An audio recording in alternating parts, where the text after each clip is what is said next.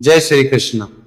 प्रिय भक्तों, आज हम बात करेंगे एक बहुत बड़े व्रत की, भादों की चौथ, बहुला चतुर्थी या कहें भादुड़ी चौथ या भादों की संकष्टी चतुर्थी, गणेश चतुर्थी।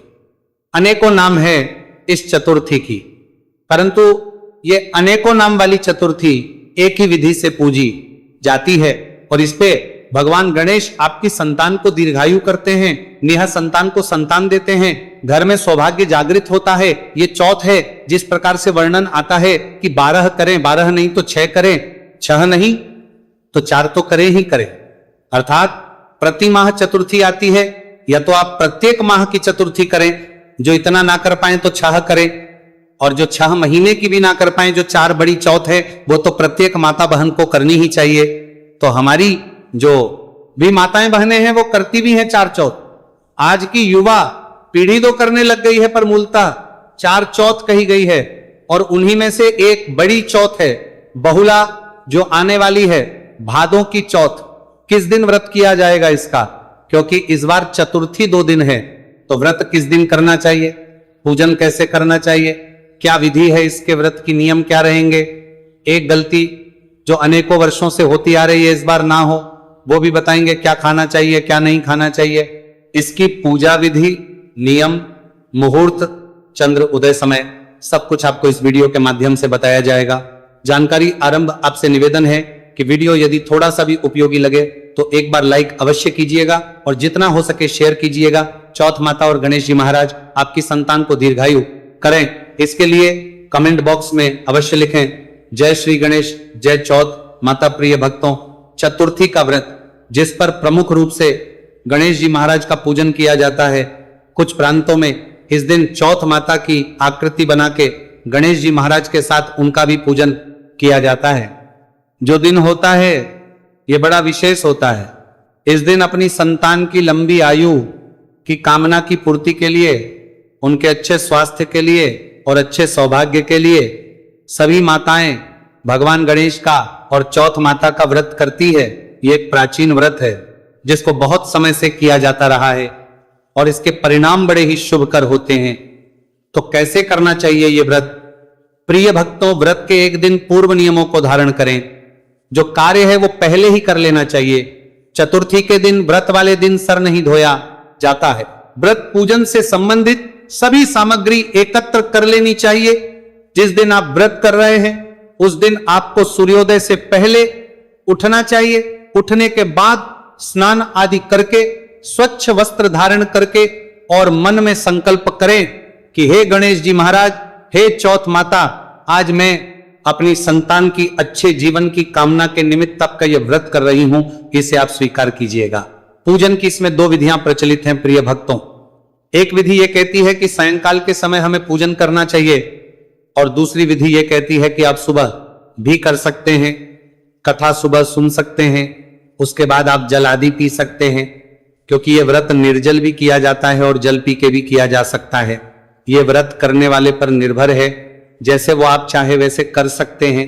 इसमें अन्न नहीं खाया जाता है, इसका ध्यान रखना चाहिए। तो सुबह उठ के आदि करके, स्वच्छ वस्त्र धारण करके सूर्य को जल दीजिए, माता तुलसी को जल दीजिए। इसके बाद आप गणेश जी महाराज की कथा कहिए, चौथ माता की कथा कहिए और उनकी पूजा कीजिए। आइए पूजा विधि बता देते हैं। आपके यहां यदि सायंकाल को पूजा होती है तो आप सायंकाल को कर सकते हैं, अन्यथा सुबह सुबह का लाभ यह होता है कि सुबह यदि आप एक बार कथा सुन लेते हैं, पूजन कर लेते हैं, तो उसके बाद जो भी जल पी के व्रत करने वाले हैं वो जल पी सकते हैं। लेकिन जब तक आप नहीं करेंगे, कथा नहीं सुनेंगे, तब तक जल नहीं पीना चाहिए। इसीलिए मैं सदा यही कहता हूं कि आप सुबह अगर एक बार पूजन कर ले और कथा कर ले तो उसके बाद जल पी ले। सायंकाल को पुनः इसका पूजन किया जा सकता है। आइए पूजन की विधि सूक्ष्म रूप से बता देते हैं। सामग्री के रूप में आपके पास एक चौकी हो, चौकी पर बिछाने के लिए पीला वस्त्र हो, भगवान गणेश की कोई प्रतिमा या तस्वीर हो, कलश स्थापित करने के लिए कलश लीजिए, उस पर लगाने के लिए ले सकते हैं। पूर्ण पात्र जो उसके ऊपर रखा जाएगा, हल्दी की गांठ और सुपारी जो उसके अंदर, दूर्वा के साथ में रोली मोली, पान सुपारी, लौंग, इलायची, धूप, दीप, जनेऊ और पंचामृत, ये सभी सामग्री है नैवेद्य के रूप में आप फल अर्पित कर सकते हैं, मिठाई अर्पित कर सकते हैं। ये सारी सामग्री एकत्र कर लीजिए। जो आपके यहाँ पे पूजा स्थल है उसकी साफ सफाई करके सारी सामग्री वहां एकत्र कीजिए। एक लोटा लीजिए, उसमें पहले थोड़ा गंगा जल भरिए, फिर शुद्ध जल भरिए और आसन लगा के पूर्व दिशा की ओर मुख करके या उत्तर दिशा की ओर मुख करके बैठ जाइए। सबसे पहले हम स्थापना करेंगे, फिर गणेश जी महाराज का ध्यान करते हुए पूजन करेंगे। लोटे में जो आपने जल लिया है, एक फूल के माध्यम से उस जल के छींटे दीजिए उस स्थान पर जहां बैठ के आपने पूजन करना है, और जो सामग्री आपने भगवान को चढ़ानी है उस पर जल के छींटे दीजिए। इससे वह स्थान और वह सामग्री पवित्र होगी। ओम अपवित्र पवित्रो वा सर्वावस्था गतोपि वा यह स्मृत पुंडरीकाक्षम सबाह्याभ्यंतरा शुचिय। इस प्रकार से स्थान को पवित्र किया। अब आप चौकी लगाइए, चौकी पे पीला वस्त्र बिछाइए, उसके ऊपर गणेश जी महाराज को विराजमान कीजिए। तस्वीर प्रतिमा जो आपके पास है उनको विराजमान कीजिए। उनके सामने घी का दिया रखिए। सीधे हाथ की ओर तेल का दिया लगा रहे हैं तो उलटे हाथ की ओर रखिएगा और उसके विपरीत दिशा में धूप रख दीजिएगा। आप कलश स्थापित कर सकते हैं, और जो नहीं कर पाए तो बिना कलश के भी पूजन कर सकते हैं। कलश स्थापित करना चाहते हैं तो कलश लीजिए। कलश में गंगा जल युक्त जल भरिए, हल्दी की गांठ डाली, थोड़ी सी दूर्वा और एक सुपारी डालिए। कलश पे पूर्ण पात्र रख दीजिए, पंच पल्लव लगाइए और उसको आसन देने के लिए नीचे थोड़े से जो भी अनाज आपके पास है, जौ है, बाजरा है, गेहूं है, चावल है, वो उसका अष्टदल कमल बना सकते हैं, या केवल एक ढेरी बनाइए और उसके ऊपर कलश को आप स्थापित कर दीजिए। चौकी पर ही इस प्रकार से आपने स्थापना करनी है। अब आप अपने हाथ पे जल लीजिए। ओम हर्षिकेशाय नमः। हाथ धो लीजिए। धोने के बाद 3 बार आपने जलस्मनी करनी है, अर्थात चम्मच से एक एक चम्मच जल अपने हाथ में लेना है और पी जाना है। ओम माधवाय नमः जल लीजिए, पी जाइए। ओम केशवाय नमः जल लीजिए, पी जाइए।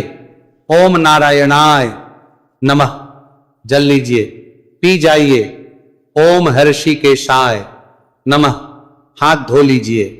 अपने आप को तिलक कीजिए, मौली बांधिए और अब धूप दीप को प्रज्वलित कीजिए। शुभम करोति कल्याणम आरोग्यम धन संपदा शत्रु बुद्धि विनाशाय दीप ज्योतिर्नमोह स्तुते। धूप दीप को जलाइए और व्रत पूजन का आप संकल्प कीजिए। संकल्प करने के लिए अपने सीधे हाथ पर जल लीजिए, अक्षत लीजिए, पुष्प लीजिए, 3 बार बोलिए ओम श्री विष्णु, ओम श्री विष्णु, ओम श्री विष्णु। अपना नाम, अपना गोत्र, जिस स्थान पर बैठकर संकल्प कर रहे हैं वहां का मकान नंबर, क्षेत्र का नाम, शहर का नाम, कृष्ण पक्ष, उत्तम संतान प्राप्ताय, उत्तम स्वास्थ्य बहुला। चतुर्थी बोलिए श्री विष्णु और वह संकल्प भगवान गणेश के चरणों में अर्पित कर दीजिए। संकल्प करने के बाद फिर पूजन करेंगे, कलश देव का पूजन करेंगे और गणेश जी महाराज का पूजन करेंगे। सबसे पहले जल की छींटी दीजिए, अर्घ्य पद्य और आचमन कराइए। भगवान के सामने एक कटोरी रख दीजिए, उसमें आप एक एक चम्मच जल अर्पित करते जाइएगा। फिर स्नान कराइएगा। फिर पंचामृत से स्नान कराने के लिए पंचामृत को फूल पर लगा लीजिएगा, भगवान को अर्पित कीजिएगा। फिर शुद्ध युद्धक तक स्नान कराइएगा। इस प्रकार से स्नान करा के भगवान को वस्त्र के रूप में मौली का एक टुकड़ा तोड़ के वहां अर्पित कीजिएगा। जनेऊ लीजिएगा, उसको आदि से तिलक कर लीजिएगा और फिर यज्ञों पवित्र अर्पित कीजिएगा। गणेश जी महाराज को तिलक कीजिए, पुष्प अर्पित कीजिए, माला है माला पहनाइए, धूप दिखाइए, दीप दिखाइए। नैवेद्य के रूप में जो आपके पास है भोग प्रसाद वहां अर्पित कीजिए। 1 चम्मच जल आजमिनी के रूप में अर्पित कीजिए। पान का पत्ता लीजिए, उस पर 2 लौंग, 2 इलायची और 1 सुपारी रखिए। तांबूल समर्पित कर दीजिए। दक्षिणा जो अर्पित करना चाहें, शुभ दक्षिणाएं समर्पण, हाथ जोड़ के नमस्कार कीजिए। गणेश जी महाराज से हाथ जोड़ के नमस्कार कीजिए और फिर कथा सुनिए। कथा हम अपने चैनल पर अपलोड करेंगे, कथा का श्रवण कीजिएगा। फिर गणेश जी महाराज की आरती करेंगे, आरती भी मैं साथ में ही रिकॉर्ड कर दूंगा। कथा आरती करने के बाद आपका ये जो पूजन है ये पूर्ण होता है। ध्यान दीजिए कि कुछ प्रांतों में अखंड ज्योत का विधान है, तो ये ज्योत इतनी बड़ी जलाएं जो अगले दिन तक, सुबह तक जलती रहेगी। कुछ प्रांतों में, विशेष रूप से बिहार क्षेत्र और यूपी के कुछ प्रांतों में, वहां पर एक पहाड़ बनाया जाता है जिसमें तिल लिया जाता है, गुड़ लिया जाता है, अदरक, इनको मिला के एक पहाड़ बनाया जाता है, बड़ा लड्डू बना लिया जाता है, या उनको पूरे को किसी पात्र में रख देते हैं तो आप उसका भोग भी लगा सकते हैं। अगर आपके यहां पर इस प्रकार का विधान है, आपके यहां पर यह नियम चलता है, तो ऐसे पूजन करने के बाद नियम अनुसार दिन को व्यतीत कीजिए, शांतचित रहिए, किसी के साथ लड़ाई झगड़ा नहीं, बैर भाव नहीं, क्रोध नहीं करना। आप जल पी सकते हैं ये पूजन करने के बाद, कथा आदि करने के बाद। यहां एक और विधान है कि जब आप कथा सुनते हैं तो हाथ में जौ के दाने, गेहूं के दाने, चावल के दाने लेके सुनते हैं, उसमें से थोड़े चावल के दाने भगवान को अर्पित करते हैं। थोड़े आप इस जल के लोटे में डाल देंगे, क्योंकि लोटा जो है सामने होता है।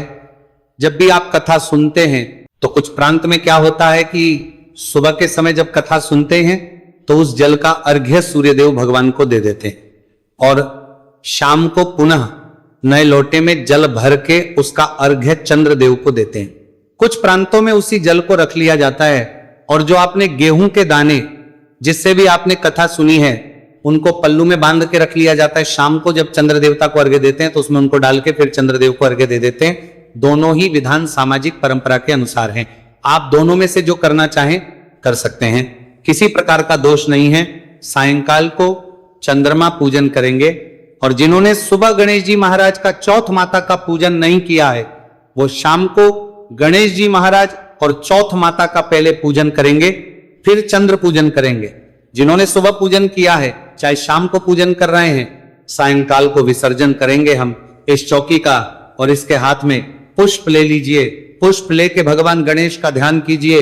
प्रभु ना हम आपका आवाहन जानते हैं, ना पूजन जानते हैं, ना विसर्जन जानते हैं। जैसी बन पड़ी है वैसी सेवा हमने आपकी की है। आज यहाँ आपका व्रत किया है, पूजन किया है। हे गणेश जी महाराज, इसमें हमसे कोई जाने अनजाने में गलती हो गई हो, त्रुटि हो गई हो, भूल हो गई हो तो हम क्षमा याचना करते हैं। हमारी जाने अनजाने की गलतियों को क्षमा कीजिए और दया का आशीर्वाद प्रदान कीजिए। आपको अर्पित करने के लिए हमारे पास कुछ नहीं है, तन मन धन सब आप ही का है। हमारे पास केवल क्या है? पुष्पांजलि। यह पत्र पुष्प की भेंट है। प्रभु इसे स्वीकार करें और दया का आशीर्वाद प्रदान करें। इस प्रकार से वह पत्र पुष्प गणेश जी महाराज को अर्पित कीजिए और गणेश जी महाराज से जो भी आपके मन में प्रार्थना है, निवेदन है अपने संतान के लिए, वो कीजिए। हाथ जोड़कर नमस्कार कीजिए, खड़े खड़े परिक्रमा कर सकते हैं और इस प्रकार से आपका यह पूजन पूर्ण होता है। चंद्रमा को जल देंगे, उसमें थोड़ा सा कच्चा दूध अवश्य डाल लीजिएगा, सफेद पुष्प डाल सकते हैं, थोड़े चावल डालिएगा और उसके बाद ओम शाह चंद्रमशे नमो साह, चंद्रमशे नमो साह, चंद्रमशे नमः इस मंत्र के साथ अर्घ्य दीजिएगा। चंद्रदेव को अक्षत अर्पित कीजिए, तिलक अर्पित कीजिए, भोग प्रसाद अर्पित कीजिए, परिक्रमा कीजिए और निवेदन कीजिए कि ये चंद्रदेव सदा मेरी संतान की रक्षा करे, मेरे व्रत को सफल बनाए। और इसके बाद आप अपना व्रत फल आहार के रूप में कर सकते हैं। अन्न का सेवन इसमें वर्जित कहा गया है।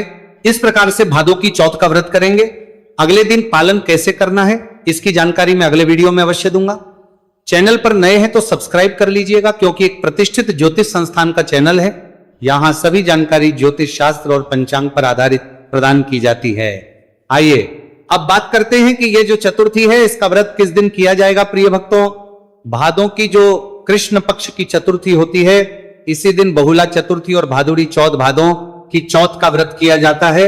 यह तिथि शुरू हो रही है सोमवार के दिन, 31 अगस्त रहेगा और 8:00 पर यह शुरू हो जाएगी सुबह सूर्योदय के बाद और यह समाप्त होगी 1 सितंबर मंगलवार को सुबह 7:42 पर। चतुर्थी में चंद्र पूजन बड़ा महत्वपूर्ण होता है, इसीलिए इसका व्रत आप 31 अगस्त को करेंगे, क्योंकि अगर आप व्रत 1 सितंबर को करते हैं तो चंद्रोदय पंचमी में होगा।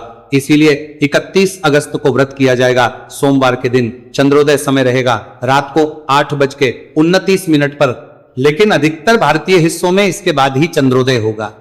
प्रत्येक क्षेत्र का अलग अलग समय है। आप अपने क्षेत्र का नाम लिख के कमेंट बॉक्स में लिख के हमसे पूछ सकते हैं, हम आपके के अनुसार भी समय प्रदान करेंगे।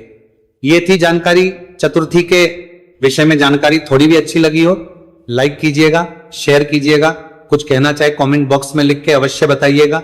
इस गणेश चतुर्थी की कल्याणकारी कथा जो पुराण में लिखी है उसे सुनना ना भूलिएगा। भगवान गणेश आप सब पर कृपा करें। जय श्री गणेश।